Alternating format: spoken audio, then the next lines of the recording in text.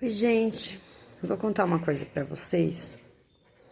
Como é que a gente, às vezes não tem a mediunidade tão ostensiva, mas você fala, poxa, eu queria um sinal, né? Diante de alguns problemas, diante de algumas dúvidas, eu queria um sinal.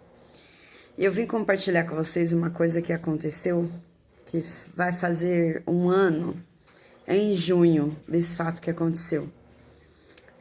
Eu não trouxe antes porque eu ainda estava entendendo diversas lições do que aconteceu. Então ainda vai se encerrar um ciclo. Eu tinha um emprego até numa empresa muito consolidada. Eu co-criei que eu queria trabalhar perto de casa para dar um pouco de mais qualidade para os meus filhos. E aí apareceu uma oportunidade, só que eu sou espírita, né? Não é segredo para ninguém. E o lugar fica pertinho de uma igreja que eu frequentava com os meus pais quando eu era criança. Eu cheguei muito cedo para a entrevista, né? E era uma decisão muito importante, porque eu não estava desempregada. Eu ia largar uma empresa muito boa. E aí eu falei, e agora, né?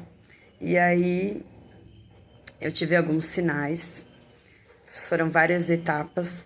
Aí a primeira entrevista, eu parei na igreja Nossa Senhora de Fátima e comecei a rezar. Falei, e agora, né? Será que eu não tô dando um passo maior que a perna, né?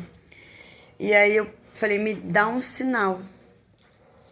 E aí eu encontrei um tercinho, né? Encontrei um tercinho e encontrei um folhetinho, né? Escrito assim, 40 anos, Vitória. Falei, bom, Vitória, será que quer dizer que eu vou passar na entrevista e eu tenho que ir? E aí depois 40 anos, a idade que eu estava. Eu vou fazer 41 esse ano. E aí eu comecei a ler, né, algumas coisas desse folhetinho, né? Aí tava assim, Cristo, Jesus Cristo, lembra a face de Cristo nas folhas das árvores. Eu comecei a prestar mais atenção nos sinais, né? E às vezes quando a gente olha uma nuvem, vê o formato de alguma coisa, né? E aqui tava uma coisa muito, né, nesse folhetinho. Confio em vós, Senhor. Exultarei e me alegrarei em vossa misericórdia, pois olhastes a minha pequenez, né? E aí depois eu na segunda etapa, era outro lugar, tinha uma igreja perto, fui lá também. Eu sou virginiana, gente, então eu sou o tipo de pessoa que eu chego uma hora antes em tudo. E aí eu comecei a rezar e falei, ainda com aquele medo, né? Que eu ia abrir mão de uma situação que estava mais confortável para mim. E aí meu mentor falou o seguinte, olha, não vai ser fácil. Você vai ter desafios, mais desafios do que aonde você estava. Vão ter muitos desafios, só que você tem uma missão com crianças e você tem que cumprir. Você tem que cumprir. E aí eu trabalhava com adolescentes, com adultos, e hoje eu trabalho com crianças. E falou assim, essas crianças precisam de você. E eu não tenho experiência, eu tenho experiência em trabalhar com criança, gente, em trabalho voluntário, né? Fui auxiliar de classe no centro espírita, pouquíssimo tempo, projeto social, quando eu era jovem, mas não de ser profissional, né? E aí, não sei por... E ainda eu até falei, nossa, mas vai colocar uma pessoa que não tem experiência para lidar com essas crianças. E aí, dito e feito.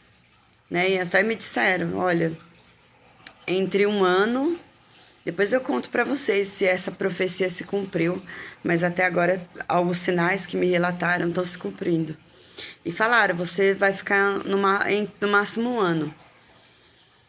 Vamos ver, né? Depois eu conto o que aconteceu.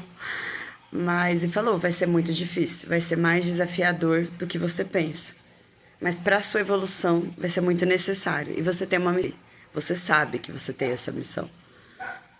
E aí eu tô aí. Então não esqueça que a gente também tá nessa vida por causa de outras. E se pergunte, o que tá faltando? Às vezes aquele vazio que a gente sente não é só algo material que tá faltando. Ah, eu queria um amor na minha vida e não tenho, tô sinto um vazio. Às vezes é uma lição que você precisa aprender e não tá se dando a oportunidade para cumprir uma missão. Então, por mais que seja desafiador, eu não tenho esse vazio. Pelo menos neste momento, eu não tenho esse vazio. Eu consegui e aprendi a enfrentar a minha vida com mais resignação. E ontem, de madrugada, eu tive uma visão muito legal, assim. Gente, mentores me falam demais pelos sonhos. Que eu estava numa floresta andando, numa floresta. De repente, um homem indígena. Só que ele não é um indígena brasileiro, porque eu vi pelas vestimentas. Parecia um nativo americano que era roupas mais... Por causa do frio, né? Não era... Ele estava vestido. Mas eu lembro de todos os detalhes. Um moicano aqui, umas coisas no pé, assim. Eu nunca vi uma vestimenta daquela. E vinha uma onça com ele. E eu parada, assim, ele deixava a onça. Ele falava assim, eu vou deixar a onça com você. E saía. E a onça, gente, sabe quando o cachorro faz assim na nossa mão, assim? E eu assim, meu Deus, será que essa onça tá me cheirando? Será que essa onça tá me comendo? Vai comer minha mão. Mas ela não... Aí eu acordei com medo. Mas depois eu pensei, a onça, se fosse me atacar, ela ia arrancar meu braço. Mas ela estava cheirando a minha mão. Ela estava me reconhecendo como espírito para poder andar comigo. E aí eu falei, olha que mágico, né? A gente também tem mentor xamânico. Então cada mentor ele vai falar a linguagem dele. Um índio ele vai falar a linguagem dele. Então ele me disponibilizou um animal de poder para me fortalecer nessa jornada. Então, de repente, pode vir um mentor, um pastor, por que não? Que vai te fazer, vai passar no YouTube uma música que você precisa ouvir para tocar teu coração. Cada mentor, ele traz consigo a tua característica de quem ele foi, que ainda permanece quem ele é. Então, os sinais podem ser muito diferentes. E aproveita cada sinal. Um beijo.